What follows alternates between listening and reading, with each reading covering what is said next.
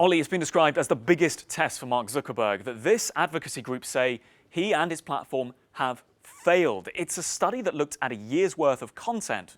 Worth saying, of course, at the end of that, we had the pandemic. It looked at misinformation regarding health, and it was saying here what people need is a reliable, trustworthy source of information, not a place full of what they call toxic lies and conspiracies that are making people sick. So what exactly does the report find? Well, of course, it's covering a much broader period than just the pandemic. But if you look at this, they say that false, misleading stories about health topics garnered 3.8 billion views between May 2019 and May 2020. They say that in the month of April this year, height of the pandemic, false sites, super spreader sites, if you like, they grouped 10 of them. They say those top 10 false spreading sites gained roughly 4 times as many views as legitimate sites, including the World Health Organization.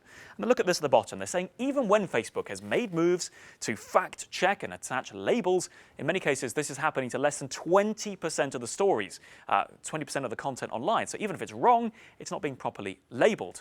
Now, this has got a rather strong response from within the European Union. The Vice President of the EU Commission's Values and Transparency section saying Facebook now has to seriously look at its algorithm. This political pressure from the EU building once again because of this report. So we spoke to one of the lead researchers at Avaaz, that's the advocacy group behind it, Christoph Schott, and we asked him what they are suggesting Facebook should do.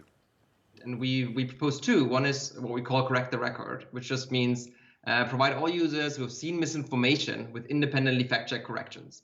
And studies show that can decrease the belief in misinformation by an average of almost 50%. And the second one is what we call detox the algorithm, which just means to downgrade misinformation posts and systematic misinformation actors so they don't reach that many views in the newsfeed.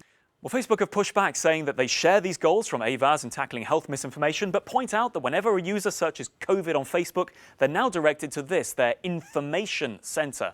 They also say they've taken down millions of pieces of content and that Facebook is doing its best to tackle health misinformation. Why does this matter, Ollie? Well, of course, the pandemic isn't over, and neither is the information war. And that's why Facebook now once again under pressure to keep this false, damaging information about health off the site.